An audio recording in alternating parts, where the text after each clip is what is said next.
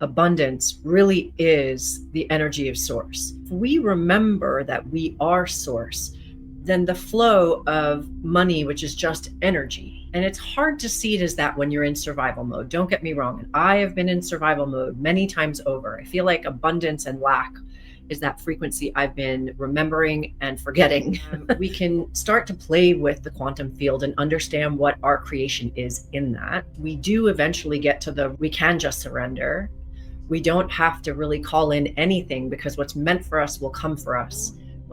I may have these amazing gifts for which every day I'm grateful for, right? I don't take them for granted. I understand that I am here to be in service using them. I'm also here to be, like you said, grounded and real about the journey. The journey is not glamorous. It's one day at a time, clawing to open your heart and be authentic, whatever that means for each person. To me, authenticity just means that I'm living my truth as best I can. Ultra minds, ultra minds, ultra minds, ultra JK, ultra. Ultra minds, ultra minds, ultra minds, ultra JK, ultra. Hello, everyone, and welcome back to Ultra Minds podcast with JK Ultra.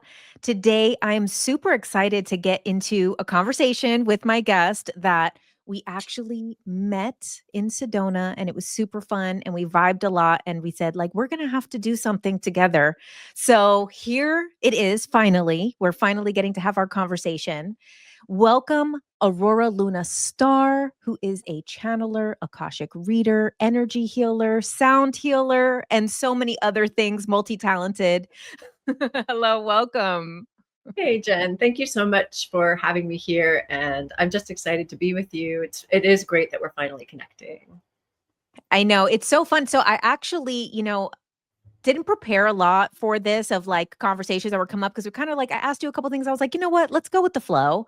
So first, I would like to know, because I actually don't know the story of how did you get into channeling? What is your journey of, I'm sure you were already into spirituality and I know you were doing Reiki and things like that. And how did it transition into channeling?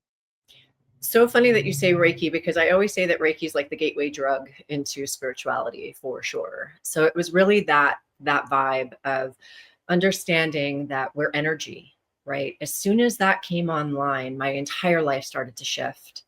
I became a Reiki master teacher. I learned to teach another healing modality. And I was working corporate America for 17 years.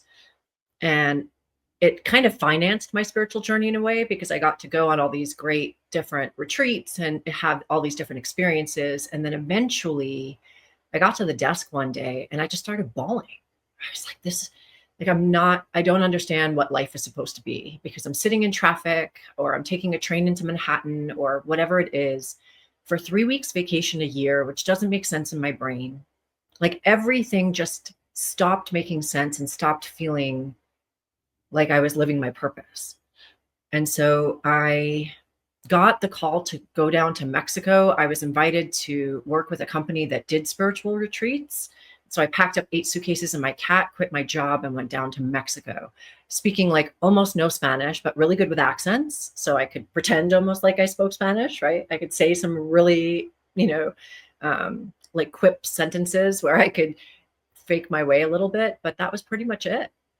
And when I got down to Mexico, there was actually no job waiting for me. So that was Spirit's way of just getting me completely out of the 3D expression of living comfortably, knowing where your paycheck is coming from, making a really good salary, blah, blah, blah, blah, blah, into the complete surrender of the unknown, having no idea what was going to happen next, and navigating reality from a brand new space.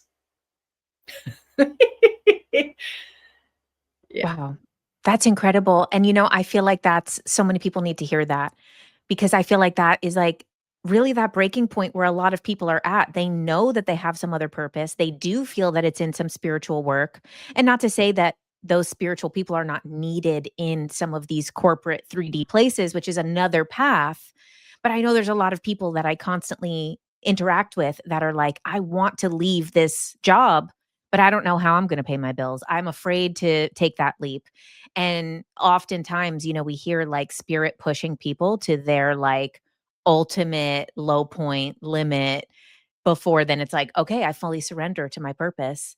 And then so how did that kind of transition into these other sound healing, channeling, the Akashic readings?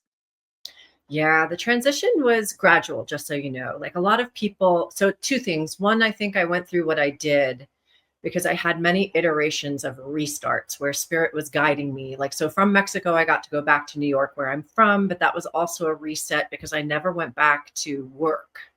I was supporting myself on teaching and facilitating my spiritual stuff. But I also had sold my car before I left for Mexico. So like there was just all of this rearranging happening that led me a year later to move to Mount Shasta for the first iteration of my experience in Mount Shasta. And so as these things were happening, I don't think I was aware that I was channeling most of the time. I just knew things. I would hear a meditation in my head and share it with, but it sounded like me. So I never thought about the fact that I may be channeling my higher source self. I don't think I understood the true definition of any of these things. And so it was really interesting to be on this journey without a teacher per se. Like I was listening at that point to Patricia Cota Robles, to Kenji Kumara, to Jared Hewitt. These people were sharing messages and channeling unbeknownst to me, right? Even not even realizing perhaps that they were channeling. I'd known about Bashar, but I wasn't really quite into Daryl just yet. Like all of that energy, right? So it was a gradual thing that I was just trusting what I was receiving. That was the instigation or the impetus that allowed me to trust a little more and trust a little more. I mean, I've been singing since I came out of the womb. I joke around, or I was probably singing in the womb. So channeling with singing, like singing bowls, I never learned how to play. I didn't get a certificate from someone on how to do that stuff. It just is something I remembered. And really Mount Shasta, my first time living in Mount Shasta, which was 2016 to almost 2019, that's where a lot of things broke open. It was also almost as hard as living in Mexico and not speaking the language, right? So I was learning how to let go of victimhood more deeply. I call it spin cycle on rocks, my first time living here in Mount Shasta. It was hard. It was letting go of a lot of ego, understanding that I was creating my reality in every single moment. I've started telling people like the word manifesting is kind of BS because we're always manifesting. We're creating in every second of every moment, right? So I wasn't aware of that reality at all at that point.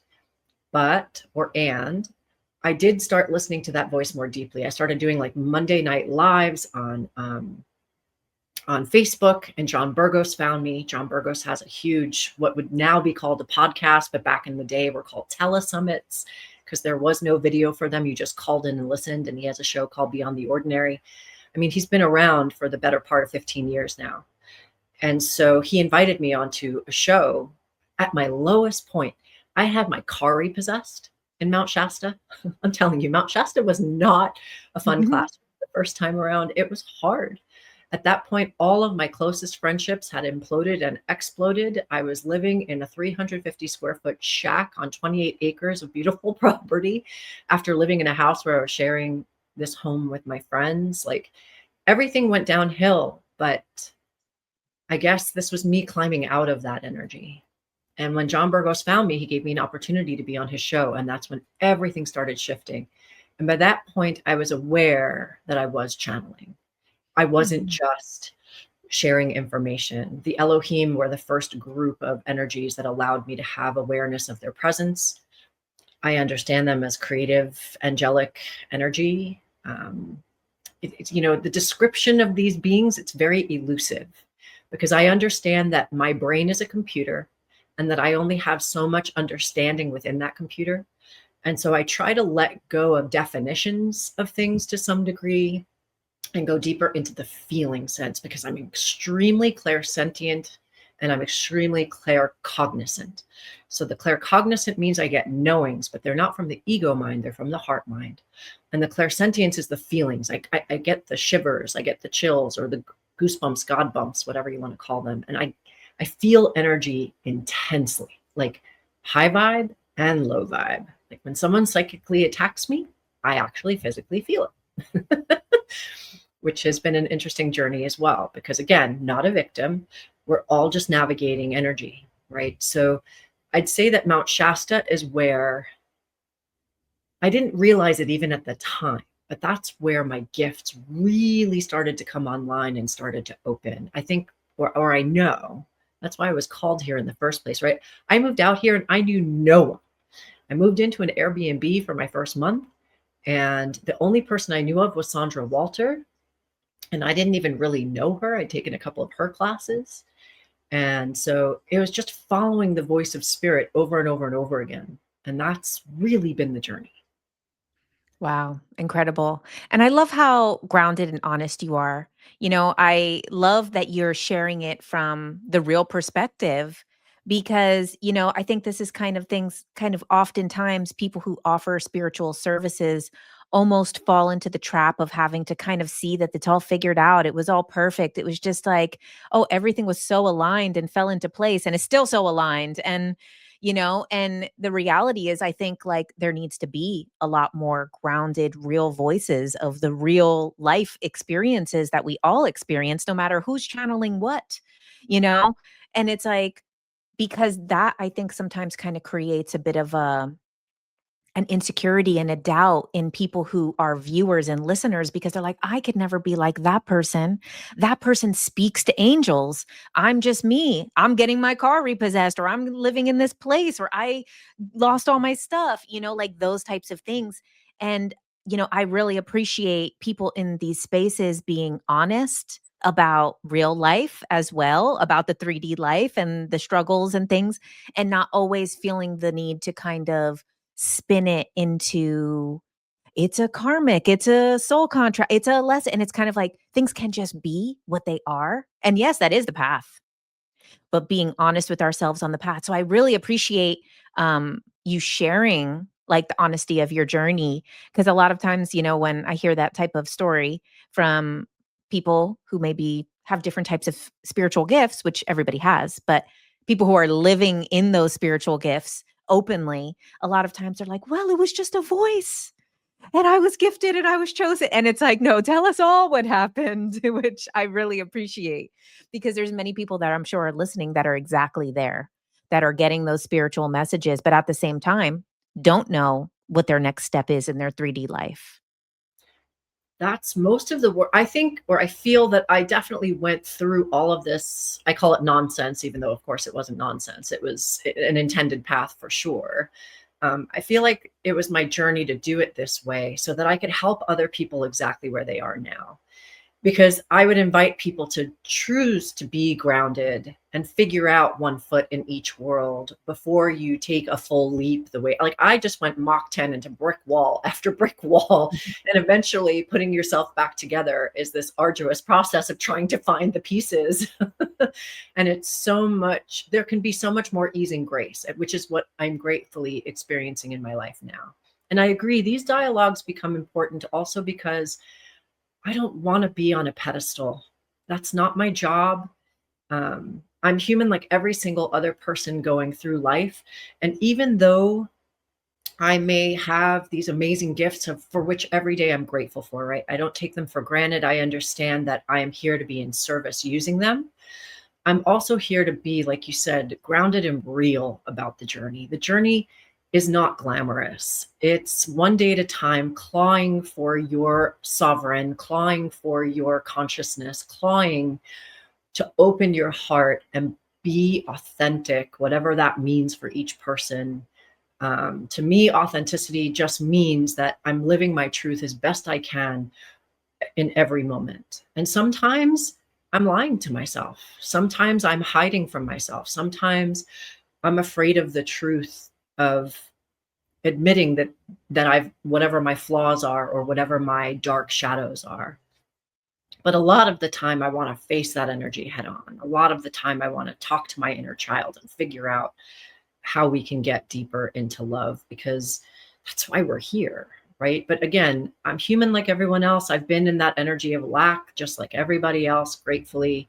I don't know if I'm through the lack, but I can feel authentically, I feel much more connected to the feeling of abundance and that source, God, particle, or frequency that we all have. And I'm hoping to share that idea or that concept or that truth with everyone so that we can all get there. Mhm. Right.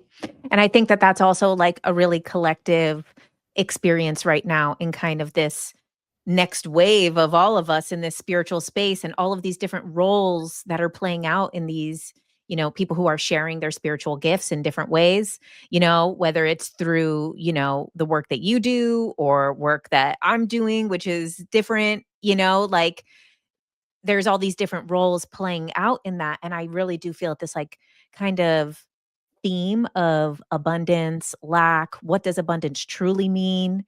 What really is lack, and also kind of seeing abundance in all these other areas of life, but then being in the 3D world. And then the financial abundance is the element that then kind of has to always pop up again, because we can have a lot of spiritual abundance, a lot of abundance in community, in so many other ways. And I think that that's kind of something that maybe is leveling out in the collective right now outside of the spiritual space too, is really this what matters. Yeah, I would agree with that 100%. And I think it's also what I'm starting to see people understand more or remember either way is that the energy of abundance really is the energy of source, right? So if we remember that we are source, then the flow of money, which is just energy, right? And it's hard to see it as that when you're in survival mode. Don't get me wrong. And I have been in survival mode many times over. I feel like abundance and lack is that frequency I've been remembering and forgetting over and over and over again on the journey. I'm at the point where I really see that when we're not pushing an agenda with the quantum, but we're working with the quantum from the space of everything is possible. And I get it. My biggest joke is like, so I didn't come in to be a New York Giant in this life, right? A football player. I'm not, going to be a tight end in this life, but that's not my purpose. So the challenge is when we talk about infinite potential and possibility, people are like, well, what does that even mean? Like, what is my point of reference for infinite when when all I can understand is something that's finite? And it's like, okay, well, let's start with imagination. What color flowers would you like to see in your imagination, right? We start playing with the inner child in seeing things that maybe we don't have a point of reference for, so we can get used to flexing that muscle. And then it's like, okay, well, what do we want the world to look like? How do we want to participate in life, right? I remember one of my co-creations with spirit in my life was that I wanted to have many homes and many lands. And that summer I ended up manifesting being able to go to several different countries in Europe and facilitate retreats and stay with clients. The clients found the people for me to do the retreats, and I didn't have to worry about any of that piece. And so the light just did a thing. Hang on. I'll see if I can get that back on. But so, yeah, so it was an awareness that being able to create that was exactly what I desired, and it was available to me. And that kind of energy really is available to all of us. It's just a matter of asking yourself, what do I desire and what are my action steps? And I think that, again, when it comes to manifesting, people think it's only about what we want. And it really is every moment of every day. So if I'm not the constant gardener of all my negative thinking, kind of like the idea behind Dr. Joe, he understood that in order to get himself to walk, he first had to eliminate the negative thoughts. And he realized that even one negative thought meant he had to start it all over again. And that's a big walk because, again, we're part of collective consciousness, 8 billion people filled with fear on the planet. And so what thought's ours? What thought is not ours? And then to that end, how do we catch the thoughts as they come in and start rewiring, replacing, remembering? It's an interesting little game that we have in this 3D world. Mhm. And another thing, as I've stepped more into surrendering, because I was very into manifestation, the vision boards, all of these different techniques, which work. Of course they work. And but then as I started to realize, like, as I surrendered more, better things happened. More things that I didn't even think were available to me, and also things that I maybe was not valuing as much as maybe the things I wanted. And as I started to play more with surrender, and every time, an opportunity comes up, I'm in some type of, spiritual setting or something, or in Bali, and they're like, "Okay, now after you give the offering, tell them what you want." And I'm like, I I want the universe is way more creative than I could ever be. Well, how do I know what I want? And then, I started to realize that then there's this other aspect of manifestation, which is also being available for other people's manifestations. And as you surrender, it makes you more available for what someone else is calling out without you knowing. Someone might be like, "I want more visibility." And then all of a sudden I'm like, "Do you want to come on the podcast?" Or like, I want more of this or something. And then I'll just get that thought, not thinking that it's anything, not thinking that I'm fulfilling something for another person, but just trusting that, like, okay, part of manifestation is being available for what other people are calling in and need. And that could be advice, that could be information, that could be um something that really doesn't even think that you're doing anything for that person, or answering something that that person, and then realizing how then that is reciprocated more in this co-creation of all of us, which I think is really like what you're saying of tapping into source. Source is all of us. So it's also being available for source in other people's needs. 100%. And I love that. We're here to be in service without question. And the truth behind surrender, I guess, is how I see it with all of it. Like, so when we participate in duality, we create more duality, but not everybody's ready to find neutrality in what we're experiencing in life, right? To some people, they're like, how do you expect me to not react or respond to what we're seeing happen in the world? It's really hard to ignore. There's no ifs, ands, or buts. So with everything, they're like rungs on the ladder. When we're creating initially or manifesting, we can start to play with the quantum field and understand what our creation is in that. And then, yes, we do eventually get to the rung of the ladder where we realize we can just surrender. We don't have to really call in anything because what's meant for us will come for us. One of my favorite expressions is you can't make the train come, but you can't stop the train from coming. So Mm, what is meant for you will absolutely happen. And my awareness is that if you're, depends where you are on your journey, because that rung could seem 20 feet above your head and you can't get there yet, right? So understanding how you create becomes an important part of building the ladder so that when you get to where we are on that journey, we can just lean back into surrender and say, I'm here to be in service. I would love to co-create with lots of people and have that be how we weave in the world, right? Because you're right. Every single person is source. We're all here to help each other rise, right? And we're all here to, people ask what their purpose is. And I always ask, what do you want your purpose to be? What excites you? What brings you joy? And how can that joy be in service to people around you, mm, right? Because the human expression is absolutely here to be in service, not servitude. Service, right? Service meaning it's something that brings us joy. There is reciprocity. We're not indentured. We're here to be sovereign. And at the same time, how can we help? How can we enact change? How can we be the change we desire to see in the world? How do we start with just ourselves and loving ourselves fiercely so that we can overflow that cup into everything that we create in life? mm. And that's definitely the walk of why we're here. Beautiful. So, in your sessions kind of recently, what are some like wisdoms and information that has been coming up that you feel like called to share or you think would be beneficial for people to hear? That's a great question.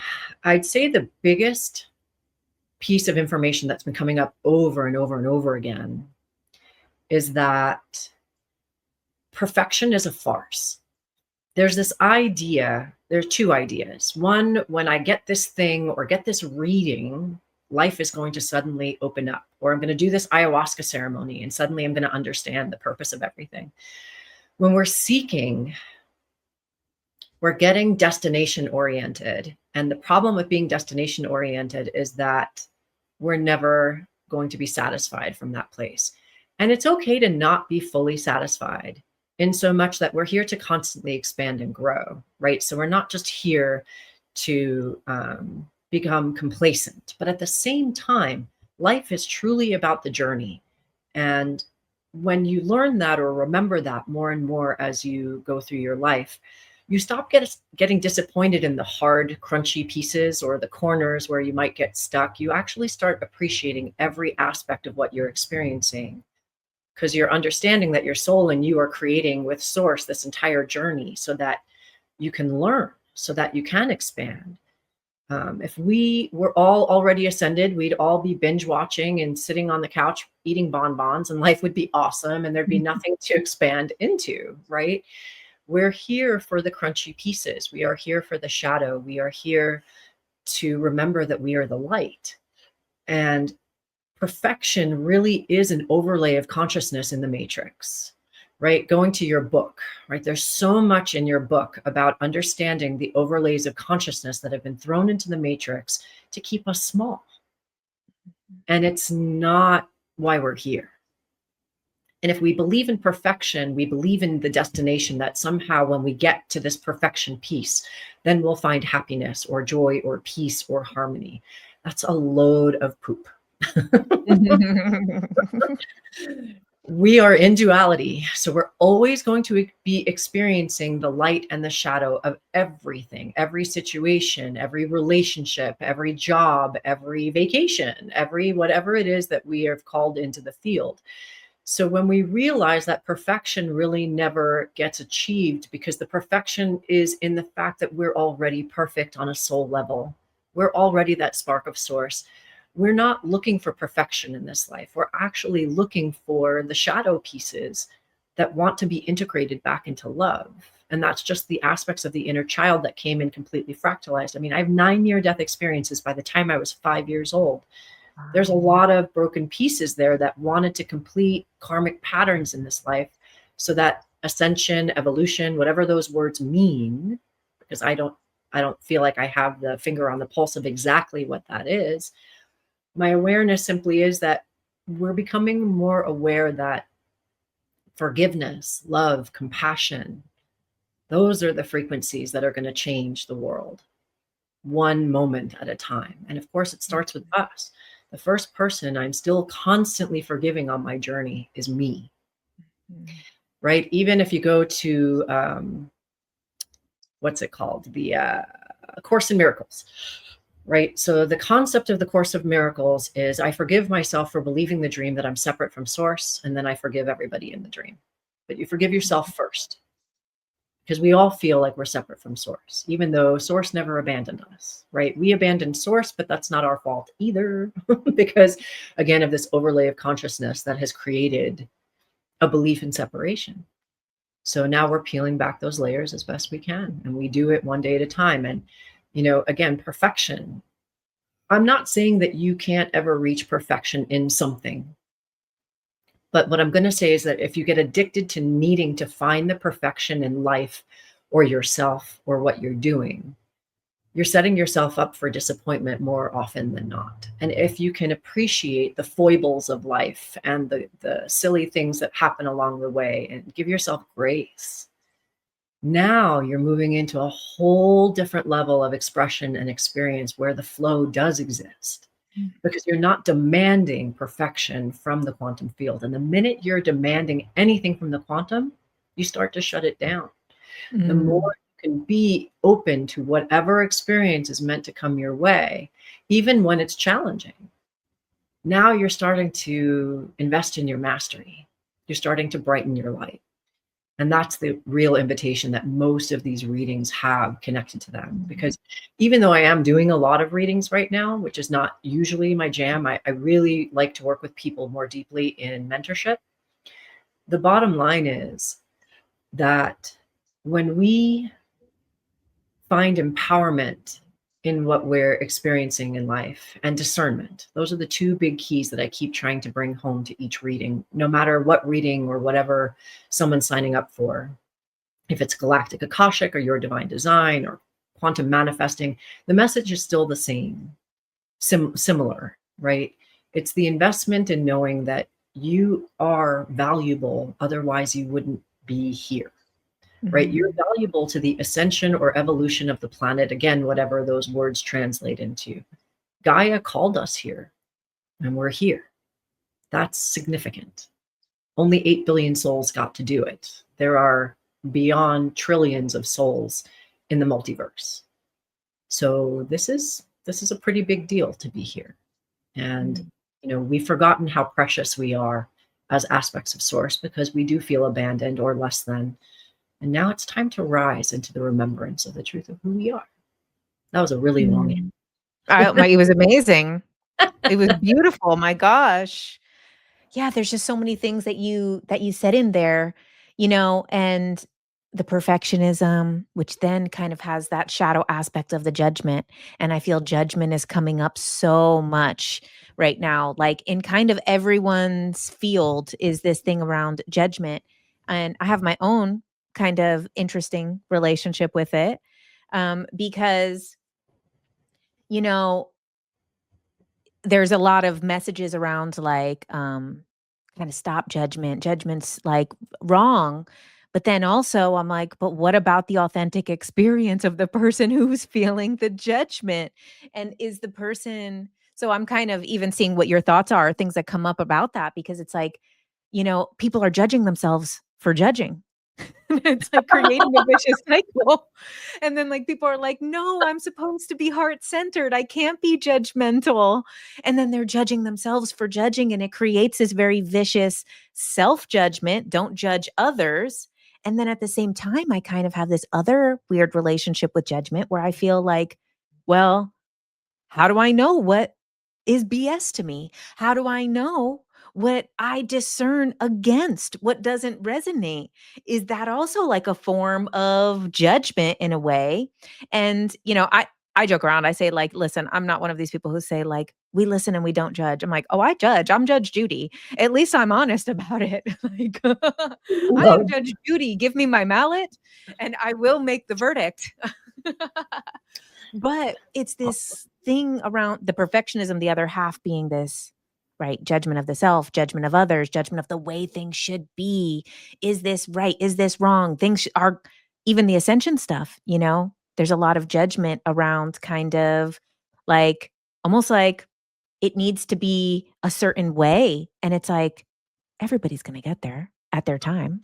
No one's getting left behind. So if somebody still wants to do the bad things, then that's where they're at. So I want to know what your thoughts are, or what comes up for you or in your sessions or in your own journey around judgment. Totes. And what I'm going to share first, even, is that, we're all source having an experience as source. So source is getting to know itself as 8 billion people on the planet. Source knows what it means to be love and light. So source is experiencing shadow with its own purpose, whatever that means, right? And again, that's a hard nut for some people to swallow. And I understand that, or a hard pill. But the point is that, right. So I believe, or I understand, that there's the difference between judgment and discernment. Judgment is when there's a trigger, and judgment's when you say you, not me. Like, oh, I'm not like that. That's you. That's not me. There's a trigger of anger or frustration or appalled that anyone could be, do, or say whatever's happening, right? Discernment means, I don't really feel alignment with that, so I'm just going to walk away.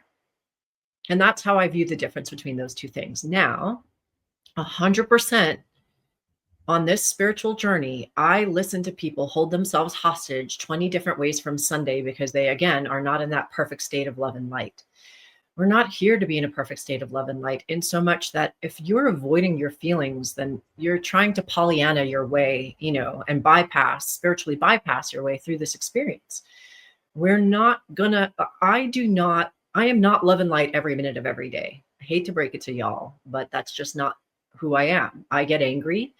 And anger, again, with 9 near-death experiences by the time I was 5, that's a huge groove in my brain, not just my consciousness, but my physical being, that in my central nervous system, that I am in the process of forgiving myself for and desperately trying to quell. Not that I don't have the entitlement to anger, that I don't desire to project it outward, right? Our feelings are our feelings. We're meant to have them. We're not meant to project them. And that's something I work on all the time. With that said, I don't hold myself hostage when I don't make it. Sometimes I end up projecting it because I'm human like everyone else on this journey.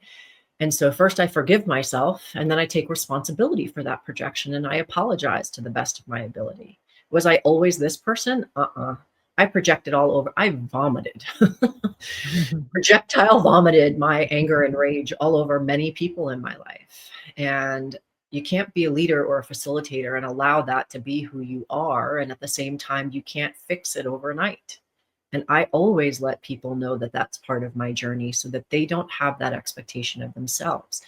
Again, I know plenty of people who facilitate out there who only allow their clients and students to see that they are love and light. That's not reality. And they may want a pedestal, but eventually we all fall off the pedestal. I'm not afraid to fall off the pedestal, even though I hate heights. I have made mistakes in my journey, even as a facilitator, teacher, whatever you want to call me. I've made mistakes with clients. I've had to own up to them. I've had to apologize for them. I've had to, sit with my co-creation with this person, just like you said, because sometimes judgment is also serving someone else's journey. Even the people who are on a pedestal that have followers, quote unquote, everyone's, like you said, going to get there. So I don't even have to judge anything about what's happening in someone's spiritual journey, because we've all made choices and continue to make them. And we're all no one is going to be left behind. And so is it the end of the world that someone's choosing that pedestal nature? No, maybe this is the way they're clearing their karmic contracts, and need to, in order for those contracts to get clear. I mean, I've seen a few of them where they're kind of playing something out. Eventually, no matter what, no matter how, we all go back to source, and source isn't going to stand there at the pearly gates and say, nope, not you. You can't come because this is how you behaved in your life. We're all going to sit in a space of karmic review, for lack of a better way to put it. I know that Bashar, not Daryl, but Bashar would say that there is no karma, that we're identifying karma incorrectly. And that there's some of that I do align with. The awareness still is that there is an Akash, or a book of life, for each person. We're concurrently living many different lifetimes at one time, because all time is now. So technically there is no past and there is no future. And yet there is. Mind explodes. And we get to glean information from these places, or at least I hope to. I know I share that with my clients and students, that I have access to some of that, not all of it. And I am often calling on my future source self, asking for information. It's where a lot of my meditations come from, to help us align to the truth of who we are. And we do the best we can. But when it comes to judgment, if you make a mistake, my invitation is to look at a 3-year-old version of yourself, because that could be where this coding or programming initiated. And now you're in your 20s, 30s, 40s, and you're still making that mistake based on the 3-year-old version of you, whatever that means. If it's neediness, if it's, the need to be seen, or the need to feel loved, or whatever these things are, would you scream or yell at this 3-year-old version of you, or chastise them for making this mistake? Until you can find the root of where you're navigating some of your shadow from, you're going to keep repeating the pattern. And that's what we're here to release ourselves from, the loop. And it takes time to figure those things out. So there's no point in holding yourself hostage for judging, or for creating more duality, or whatever it is that we're doing, whatever loops we might be caught in, because we all have them, no matter what they are. It's not about shame or blame. It's simply about curiosity. And if you can get to the place where you desire to shift these patterns. Ooh, that was a big spirit, like that one. Do is desire to shift it and get curious about how you can shift it. Now you can break the pattern, or at least the next octave, like a piece of that pattern. Right? I used to attract a lot of extremely bipolar people into my field. And they were in the position of authority because that was my biological mother. That's how all of that nonsense happened for my beginning of life, right? So when I forgave her for all of those things, because she definitely did not have full, I mean, she may have co-created her genetic whatever, but she wasn't consciously in the 3D deciding to be the way she was, right? When I could forgive her for that, now those people stopped showing up in the external part of my world, right? I stopped having bosses that were very similar to her frequency. I stopped inviting relationships into my life that was very similar to that frequency. So, again, it's just part of the journey. Please don't hold yourself hostage for not being perfect or for making mistakes. We're here to grow. How are we going to grow if we don't make the mistake? Wow. So beautiful. I'm loving all of this, this wisdom and this like deep, really like resonant, true conversation, because I'm sure with the work that you do, and the same thing happens with like, I do QHHT. A lot of times people are kind of drawn by these curiosity questions. And of course you do that work as well, because the Akashic Records readings that you do is connected to Starseed lineage, is connected to galactic. And so, but I feel that a lot of times those topics are actually drawing people in to then have this type of information revealed, this type of human information. So people are like, what is my starseed lineage? And I'm sure you're able to retrieve that information. But a lot of times it's this type of messages that is really what's needed to be heard, which is around the human self, the human experience, the judgment of the self, the perfection of our human form, worrying about our ascension or our love and light, or are we good? It's just another version of, am I good enough? Sometimes the spiritual love and light, perfectionism type of ascension stuff becomes a new version of the old not enough story. Yes, 100%. And you're right. I try to give people the dopamine hit of all the magic that they are. I do. And I also try to get really real, because the truth is, I joke with everyone, like, you take an Arcturian and you drop them into 3D and they're really impatient because they're extremely intelligent.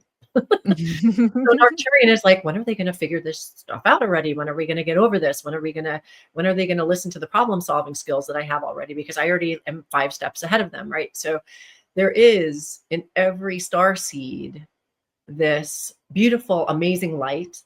And then there's this translation of how it densifies in 3D, how it translates into density.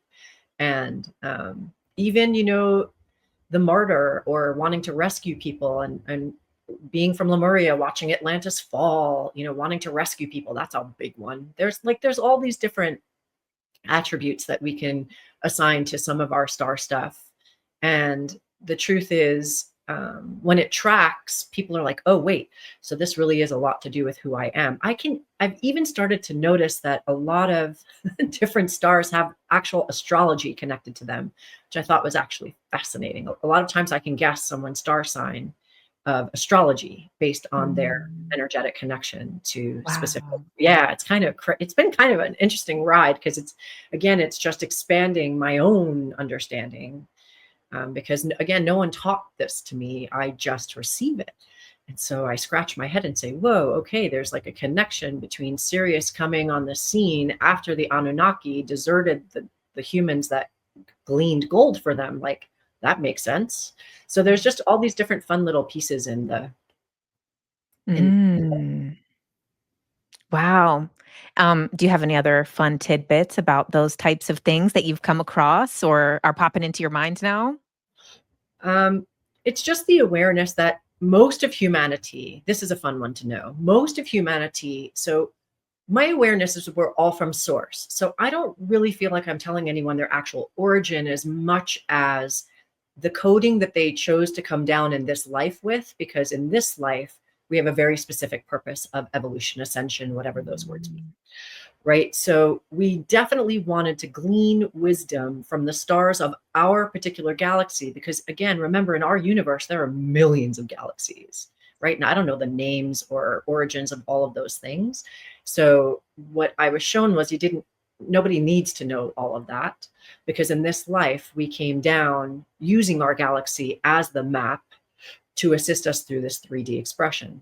And almost every single person that I do a reading for will have the Pleiades as some of their major coding. They might not have Pleiadians in their field the same way they have other beings because of whatever is going on in their life or in their mission. However, the actual codes of awakening for most people come directly through the Pleiades. And I thought that was a fun fact to receive from the Pleiadians, that we're all kind of, if you think about it, there are so many different kinds of beings, like Tony, right, connects to the mantis beings. And there are a lot of star energies that do not look like human. The awareness I have is the several iterations or generations of the Pleiades started off as humanoid. So even though they don't exactly look like us, they very much are similar to us in a lot of different ways. Their evolution has looked somewhat similar to ours. And so that's why we all chose saying, hey, if we're going to Gaia, let's pick up our Pleiadian codes on the way so that we can, again, navigate and remember, awaken to this time and the relevance of our wisdom through source and our genius through, the collective, or actually unity consciousness rather than collective consciousness. So yeah, that's a fun tidbit. Yeah, that's honestly one of the most like resonant at this point of my journey. Obviously, earlier in my journey, I did resonate with a lot of concepts that now I don't resonate with as much. I feel that a lot of them served a purpose at that time and no longer serve that purpose. So some of the starseed stuff I've started to kind of not resonate with, because I'm kind of like, it's so like people outside of themselves and they're getting further from the self actually. But what Yeah. you just said, I think is actually one of the most like resonant things that I've heard in a very long time about any of the starseed stuff is really like, of course, people are from souls are from this whole universe. This is one galaxy that is just everybody's just from the stars that are locally around here, you Right. know?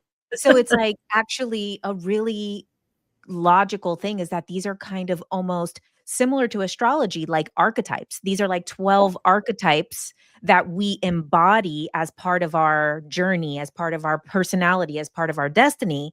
And the starseed thing is similar to that. These are archetypes similar to in Dolores Cannon's kind of work. She was doing all these past life regressions with one client and throughout these books. And then the client says, oh, this is his first incarnation on earth. She's like, well, what about all those sessions we did? And it was like, well, he just downloaded those as imprints from the Akashic records for this life experience to have Oh, this wow. awareness. So it's interesting, like that really aligns with that similar to, me being a Leo, that is like some type of thing that I agreed to be and to embody in my personality. But then again, these kind of starseed stuff is just almost like a one level up from like astrology of like, these are imprints of Yeah. certain more so spiritual journey paths versus like maybe astrology is more of a personality path. And then the star seed is more of like your spiritual awakening journey path, which makes sense. What you said, a lot of people, it is connected through the Pleiadians because that is like kind of similar to how you said Reiki. Reiki is the gateway drug. The Yes. Pleiadians are the gateway drug into, I think, higher awareness of the multidimensional self.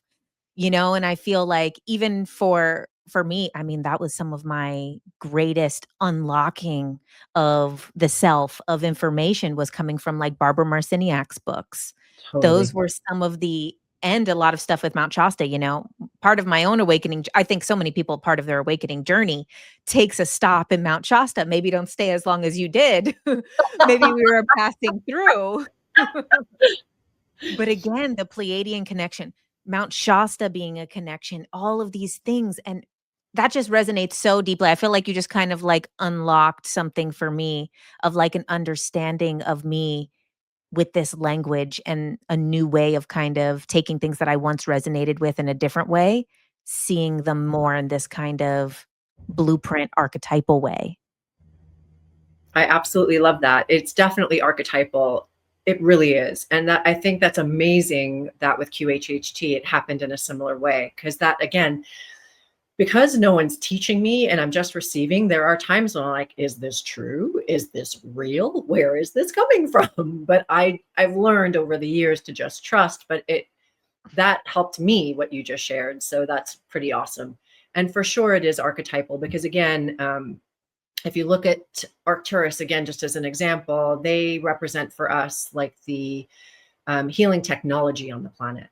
So like medbed, scalar, red light therapy, that all comes to us through Arcturus, versus Sirius, where we would get the healing arts, sound healing, energy healing, plant medicine, and more essential oils, but probably some of the plant medicine, whereas some of that plant medicine energy also comes through the Anunnaki and Mintonkin of Orion. So there's a lot of different, again, just in my awareness, places and spaces where these energies and informations come from. And it's a lot of fun to explore. It is. Wow. And exactly, I love seeing patterns of things. So now it's also kind of making me think about like Greek gods kind of Ooh. having these archetypal things that they've taught us. Or then we go back to the book of Enoch, where we've had these, fallen angels and stuff, which each of them kind of taught us something different. And so it's really interesting to kind of see this modernization of this again pattern throughout history that has happened, the god of war, the god of love, the god of this. And it's like, this is very similar to looking at like starseed lineage as these archetypal energies. And then again, ancient Egypt, right? The same type of archetypal gods and all of these other Norse, it just this pattern that continues. So it's almost like a modern version that we're creating in the now. And of course, I want to go back to what you said about karma before, because my own understanding and relationship with karma has very much transformed as well. That like, since it's all the now and all the times are simultaneous, then we don't really have.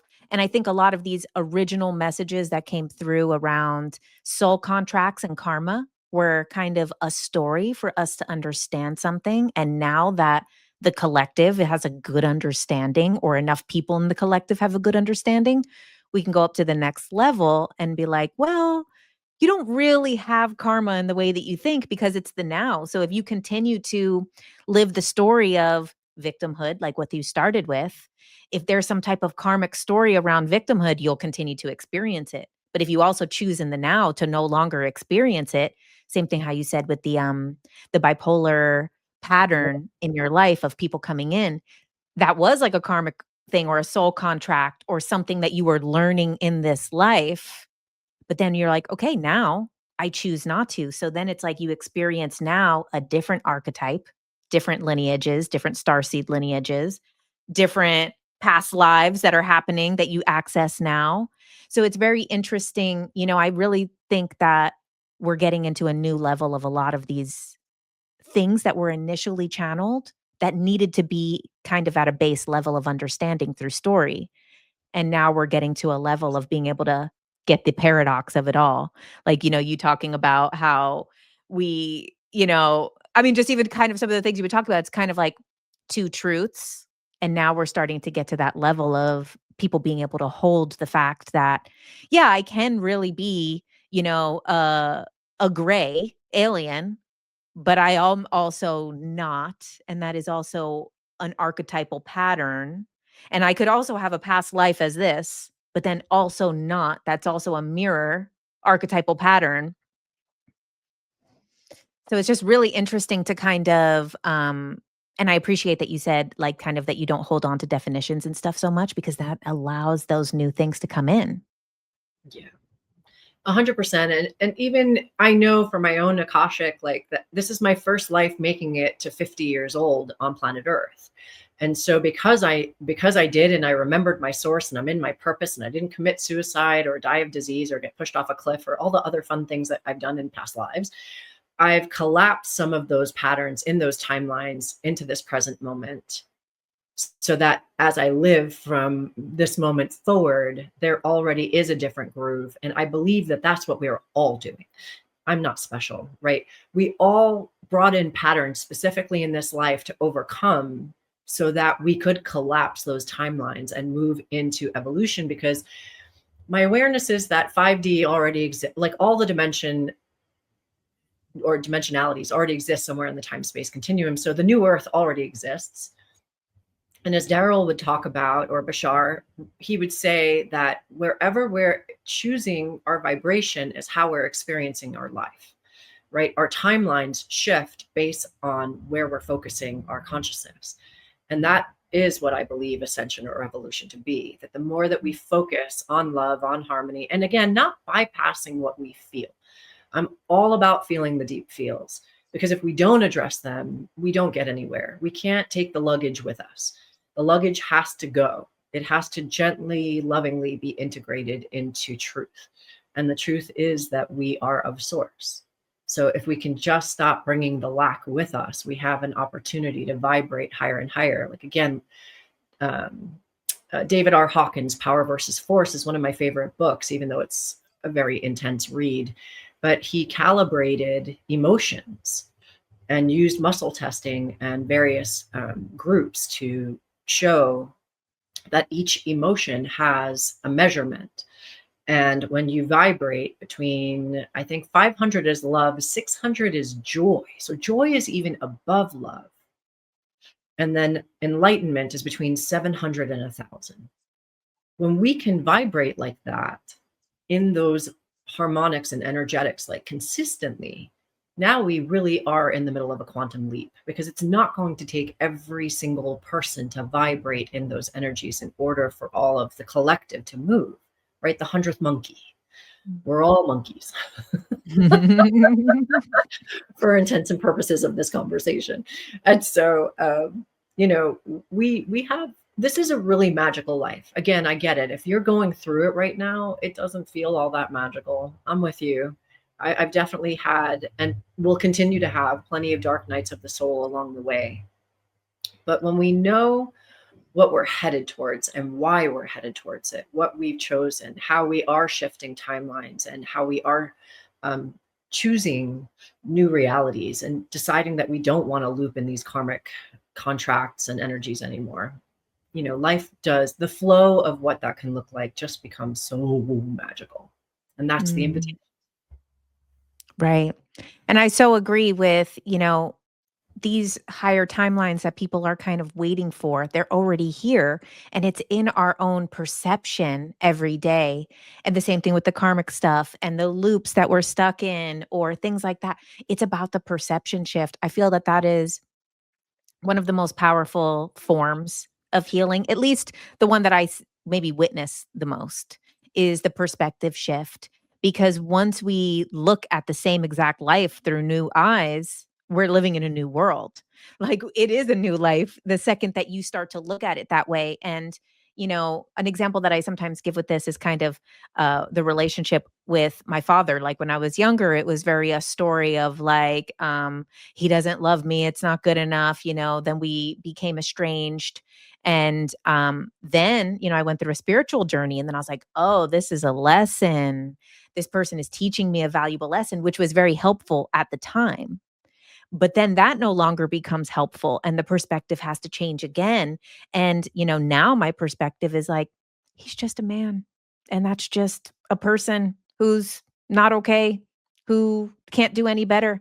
And it just is. It doesn't need to be that this is like my lesson and my story, and we agreed to it. That was very helpful at a time. And then that's no longer helpful, because then you continue to create that lesson and story. If you truly believe that is your lesson and story, then you continue to create that karma, continue to create that soul contract, even being estranged from that person in all the other men and people in your life. So it's very like, back to what you said about the forgiveness. And so it's like the forgiveness, is it in the body? And then like the perspective is also kind of the rewiring of how you see it in the world, and being able to see like, oh, that's just a person. It doesn't need to be this whole cosmic story of our souls for thousands of years screwing each other over. I'm bad, you're bad, you're bad, I'm bad. Actually, it's okay to just be what it is right now, of someone who could have done better, but they did their best. 100%. I mean, I look at my family through that lens. No, I mean, not my, when I think of my parents, that raised me. I think, I'm blessed to still have my mom, and she actually is quite spiritual. And in general, she's just doing the best she can with where she is. And that took a long, long time to accept, because there was a part of me that was just still needing her to be like television mom, like some ideal version of parental unit that could just love me the way I wanted to be loved. But in truth, what I needed to shift in my dialogue was that I needed to love her for who she is, the way she is, without making who she is wrong. Wow.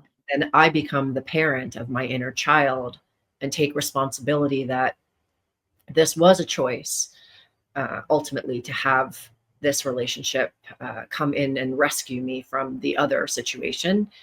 And what a flippin' blessing. I mean, unbelievable blessing. My family is like my sisters, their kids, like my family is an unbelievable blessing in my life. And I'm just so grateful for them. And in the beginning of the spiritual journey, it's like, how do I change them so they believe what I believe? And now it's, how can I show up for them and love them and meet them where they are without having to make any of it different? Mm. Wow. That's powerful. This whole conversation, I feel, has been very shifting for people that are going to hear it. That it's just like this acceptance and self love and compassion for others that kept coming back, and like really everything that we were talking about. And just also kind of understanding of all of these things, bringing it down to the ground. Yeah. It was Thank you so for the beautiful. opportunity to hang out with you. It's so much fun. I know. We have to do it again. So I'm probably going to see you at Conscious Life Expo. So tell us, I know you're going to be speaking there, but also, is there any other events coming up before then? I mean, I've got a few podcasts coming up. I'm actually doing, but well, by the time this comes out, though, I don't know that any of them are relevant, actually. No, I don't think I'm doing much before Conscious Life. In terms of that, Conscious Life will be the next big thing. I'm actually going to Peru for my own personal growth in December, and I'm excited. And so I've never been, so I'm excited to go. My friend Susan is Peruvian, half American, and she's facilitating this trip. And it's just going to be a small handful of women, and I can't wait to go. So that's my little excitement. That's just on a personal note. But in terms of my work, I'm always available to be of service, especially through mentorship for people who are looking to shift. Mentorship. What I share through mentorship is I meet you where you are, right? Just like we were talking about. And then it's for whatever you desire to facilitate. I don't have a program for mentorship where this is what we do. I'm an Aquarius with an Aquarius rising. So I love not knowing what I'm doing until we're doing it. That's like, organized chaos is kind of my vibe. And so I love being able to just help people on the journey. And that's pretty much the next thing. But I'm ecstatic for Conscious Life. It's going to be a lot of fun. I get to be on one of the panels, which will be fun. It's about healing through vibration. And then my talk is going to be about light language and how we can use light language as part of our evolutionary journey. And yeah, I'm just excited I'm excited I'm going to get to see you there. Yeah, I'm so excited. And also, I know, so you have, of course, your mentorship, which is one of the offerings that you prefer. I know you do also do your Akashic record readings for those people who are interested. I know that you're pretty booked up on those, so they might need to book a little bit in advance if they're interested in kind of those Akashic readings and more of the galactic information and soul lineage origin type of stuff. And what about do you still do your Reiki training and things like that? I haven't taught Reiki in a really long time. No, the only other thing that I am in the process of getting some more microphones so that I can see how to make it more easily available through all the different online realms would be sound healing using light language. Because right now I do live sessions sometimes here in Mount Shasta, and on occasion, like when I do live events, like there will be sound and light language at the Conscious Life Expo. So part of my presentation will actually be offering a sound presentation. But other than that, right now, that's really the focal point of the work that I'm doing, is trying to just empower all of us to get feeling remembering and activating more of the sovereign frequency, so that just that we're making decisions from that grounded place of what feels like alignment, right? It's so easy to give our power away, even in the spiritual world. I'm watching it all the time. People say, oh, well, I was told this and I was told that. I'm like, okay, but does that resonate in your field anywhere? Or are you Or just believing anymore, you right, know, right, anymore, right? exactly. In the moment, they could have gotten a reading a couple years ago, but so much has changed, and maybe that information is not relevant anymore, and people get very stuck in the identity. So I love that you're asking those questions. Yeah. Yeah. And, it's easy to get addicted to hearing from someone else things about yourself when nobody knows you better than you, no matter what they're seeing in the field. So it just becomes important to, again, like you said, instead of getting stuck and wanting to be about the stars, we're here, we're on a star. She's a beautiful planet. And we are gifted this opportunity. So it's about integrating all of those pieces and allowing all of it to be true, and then figuring out the best way to navigate your way forward. And that's always going to be the invitation. Mm. Well, Aurora, thank you so much. This was incredible. I loved this conversation. I can't wait to do it again, and I can't wait to see you at Conscious Life Expo. Same, Jen. Thank you so much. So excited. I'm grateful. Thank you. Thanks for listening to Ultra Minds with JK Ultra, where every Thursday we come out with a new interview interviewing some of the greatest minds in spirituality, consciousness, aliens, conspiracies, astrology, and so much more. And make sure you check out my Tuesday Night Live every Tuesday night, where I do a live stream and we do a Q&A and we go a deep dive into topics like the simulation theory, shadow work, spiritual bypassing, spiritual gurus turned cult leaders, aliens, my own experiences, and so much more. So make sure you subscribe, put on notifications, and if you would like to support my work, you can also become a subscriber to my Substack, which is $11 a month at jennifercarmody.substack.com. And once a month for our paid subscribers, we do a live event where we do a group hypnosis, a group meditation, or a group manifestation exercise. And thank you so much. Make sure that you subscribe, comment, do all the things, all the YouTube stuff.